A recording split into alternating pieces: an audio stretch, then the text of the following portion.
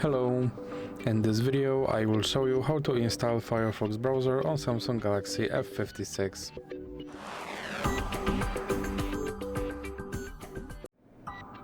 So you have to start by opening your Google Play Store, then click on search bar and type in Firefox.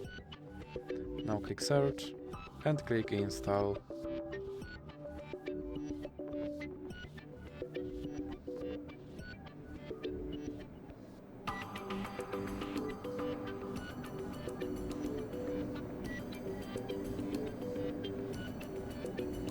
And now you can click open and click agree and continue, and here you can change your default browser, or you can click cancel, and now you can add Firefox widget, or you can click not now. Here you can sign in into your Firefox account, or you can click not now, and you can enter notifications from this browser, or you can click not now again. Now you can select your theme, or you can click save and continue, and here you can select your toolbar placement, or you can click save and continue again.